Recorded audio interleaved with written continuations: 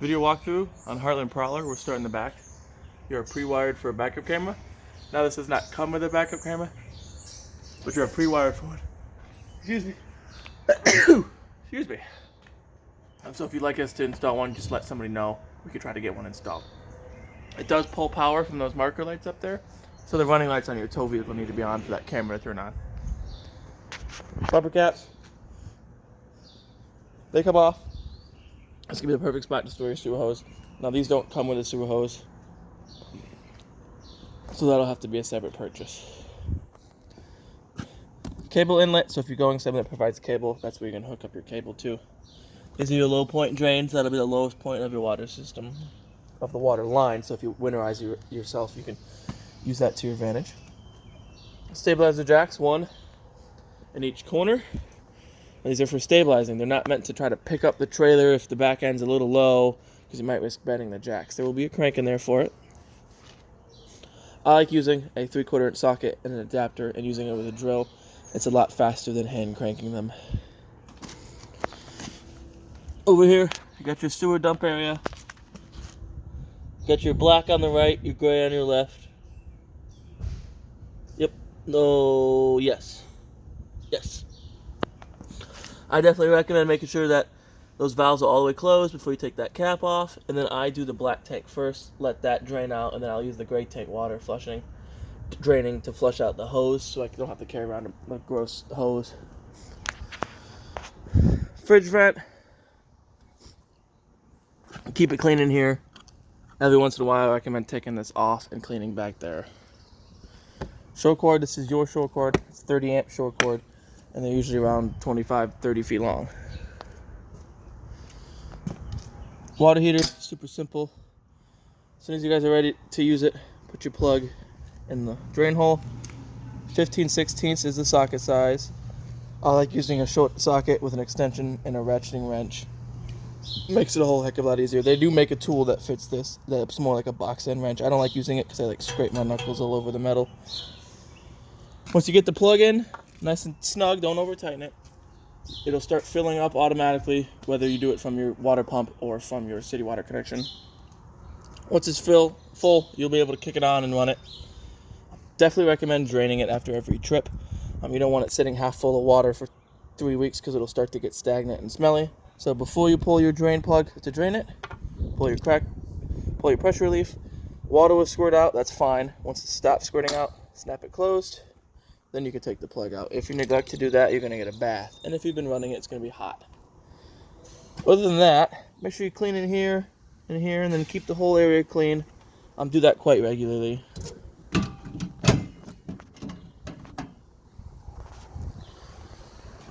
Exterior range vent, so if you're going to run your fan on your range hood, make sure you open this up. If you're not, close it. That's so it actually has somewhere to vent out to. Freshwater connection, so this is where you fill your onboard fresh tank. You just rest your hose in there, turn it on. Monitor its progress from the inside. Don't wait till you see water squirting out. That way you don't risk starting to pressurize your tank. Then you drain for it. It is tucked back right there. Trying to see it right by that tire behind it. Just like your water heater, definitely recommend draining it after every trip. You don't want it having to be sitting full of water. Right here, city water connection. So if you're going somewhere that provides water, this is where you hook your hose up to. You won't need to run your pump. You'll operate off of city water pressure. Furnace, looks like the previous owners had this screen installed. These are nice. It's going to keep road debris out of there. It'll keep insects from building nests in there. However, they do usually recommend you don't run your furnace with these on, but because it restricts airflow. But I see a lot of people running with them on, so I don't think you should have any issues. Right over here, lots of important information. I got your VIN, your model number, your gross vehicle weight rating, cargo carrying capacity. Where is the cargo carrying capacity? Weight of cargo should never exceed that amount. So you take that amount minus if you had all your tanks full, and that's your true cargo carrying capacity. But most people don't tow it around with their tanks completely full. And the most important number here is this one right here, 65 psi. That's what you're going to want your tires to be at. I would check them regularly. They are at 65 right now. And then open this up. There's that crank I was talking about for those stabilizer jacks.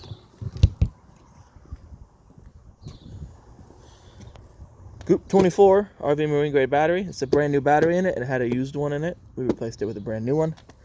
In the winter, recommend taking the battery completely out, storing it in your garage, basement, anywhere warmer than just sitting outside all winter. And then if it's going to be a long time between trips, definitely recommend disconnecting the negative lead off your battery. That's going to keep anything from using your battery while it's unattended. Dual 20-pound tanks. Got your automatic changeover regulator here. Let's turn these tanks off for now.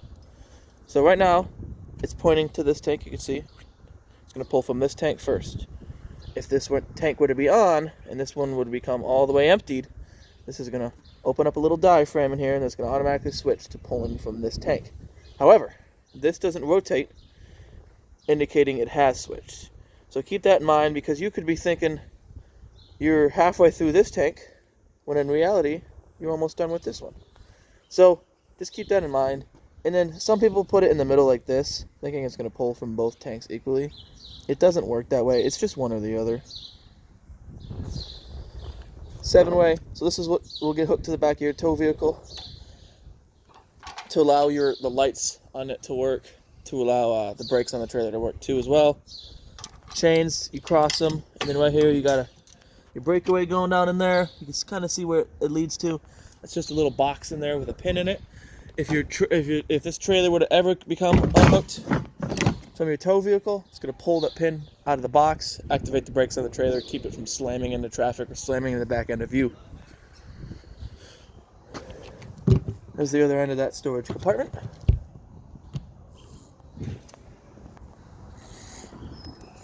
Outdoor outlet.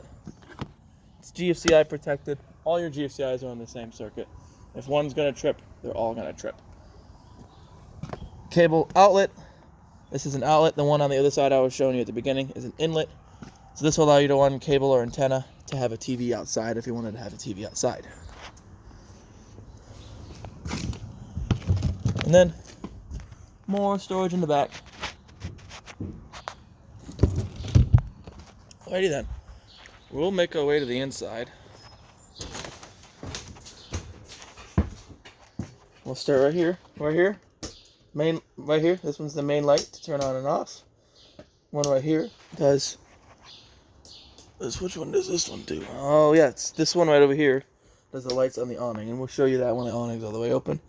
This one does lights on those speakers out there. It's nice decorative lighting, and it also does some LEDs on the underside, which is nice.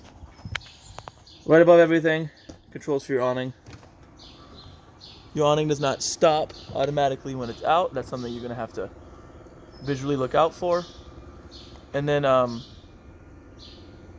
yeah, we'll let the awning go all the way out, and we'll demonstrate how to adjust it if you want to lower or raise one end of the awning.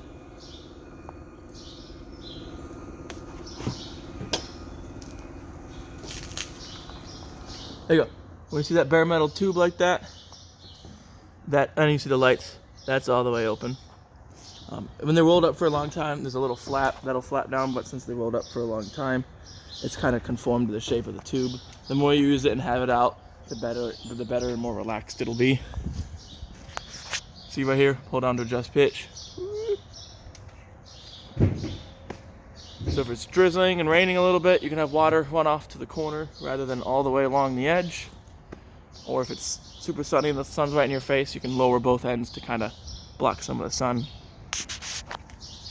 Now, if it starts getting really bad, really windy, really rainy, roll your awning back up. You don't want a huge gust of wind to pull it away. And then if you roll it in wet, as soon as you get the chance to, roll it back out, let it dry off. And the nice thing about these is, if you adjusted them, and you're rolling it up and you forgot you adjusted them, they kind of self-correct, so you don't have to worry about putting them back to the way they were before you close your awning.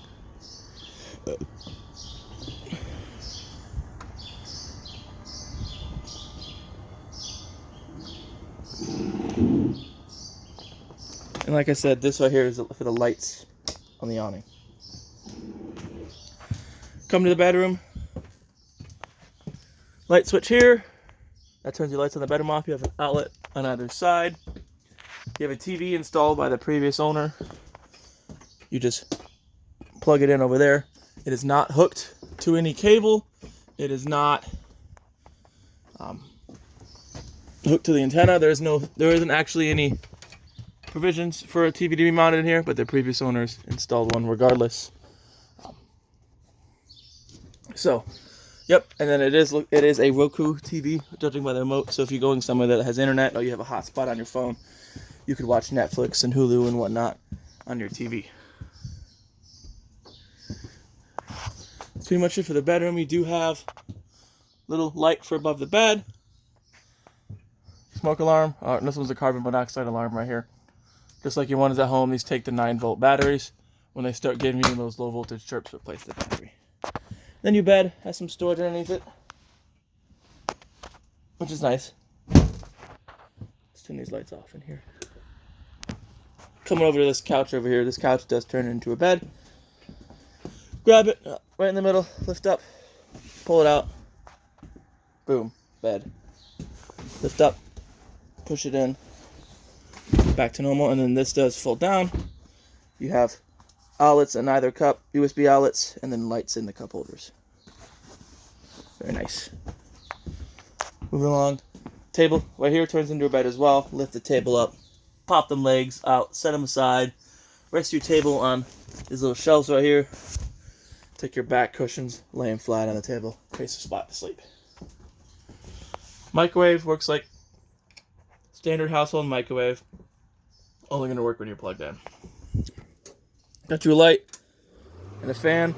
Remember, if you're going to use this fan, make sure that flap on the outside is open so we can vent everything out. Cooktop, super simple to use. Turn it to light, twist your sparker. Now, the gas is off, it won't light now, but I assure you, they all work. You could even do them quickly all at once, just like that. And then your oven works a little bit differently. Oven has a pilot you have to light, so you turn this to pilot on, push and hold. As you're pushing then holding that, you gotta go in here and manually light a pilot back in there. You can kind of see it. Barbecue lighter, a match, whatever you have, that'll work. So push and hold, try to light that pilot once it's lit. Then you can change it to whatever temperature you want. If you're going to cook again in a few hours and you don't want to relight that pilot, if you turn it off but turn it to pilot on instead of off, it shuts the burners off but leaves the pilot on. Definitely recommend turning it off before you step away from your camper for a few hours or before you go to bed.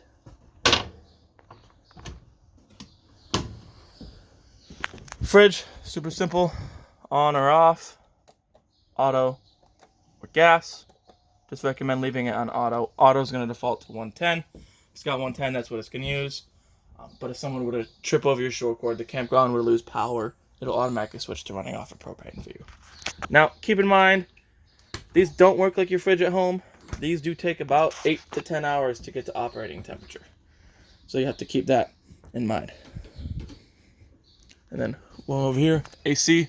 Although it says optional heat, it does not heat. And although this is red, doesn't mean it's heat. So, blue is going to be your heat, your AC. Black is just going to run the fan. That's off, and this is your temperature adjustment right here. Super easy to use. Furnace is even easier. Got the switch pointing this way, pointing this way. It says off. Flick it over here. They're a little stiff. Flick it over here. Adjust your temperature down here. Super simple. Got a TV right here too. Previous owners installed. Again, it's not hooked up through any cable or anything. If you do hook it up through cable, hook it through here. That can be your TV. If you're going to use the antenna, turn that on. See that little green light? See it's off. You want it on, that's your booster. USB outlets over here. Radio right here. Radio super simple. Tap power to go through modes. You can go through auxiliary, AV, Bluetooth. You pair your phone to this. Back to radio. You have different zones. Zone 1 is inside. If you turn zone 1 off, it'll just be outside. Zone 2, you can just zone 2 off. You can just be inside. You can see how that can be useful if someone is taking a nap inside. You want to listen to music outside and not bother them. And then you have numbers right here. These are push and save to save presets. Pretty simple. Right over here, your breaker box. All your breakers for your 110 volt appliances, all your fuses for your 12 volt appliances. You have 15s and then 240s. Definitely recommend carrying some spare fuses just in case something would happen. You have something to replace it with. Bathroom. one on the right is for the fan. One on the left is a light switch. Super simple in here. Regular style sink. Well, smaller, but it works just like your sink at home. Toilet, you got a pedal right here. As long as you're pushing it, it's going to keep flushing. And then you shower. Turn these on. Pull this knob up. It'll divert to the shower head. This, make sure you crank it open before you run your fan. And then I always recommend running that if you're going to take a hot shower. And then right here, this is the resettable GFCI. If any of the GFCIs would have tripped, this is the one you come and reset it at. Right here, you can turn on and off your water pump. If you're going to pull from your fresh tank, that's what you use. Then you have your water heater on gas and electric. You can run them both at once. It's a little bit quicker on gas, a little bit more energy, propane efficient on electric. If you are going to run it on electric, make sure you do have water in it. Also, you're going to burn out that heating element. And then, right above that, you can read how your battery is. Your battery is always going to read full when you're plugged in. You do fresh, black, and gray. Right there. Looks like we need to get these tanks emptied for you, so we'll make sure that gets done. And then, looks like previous owners installed a toothbrush rack, soap rack, and then a toilet paper roll holder down there.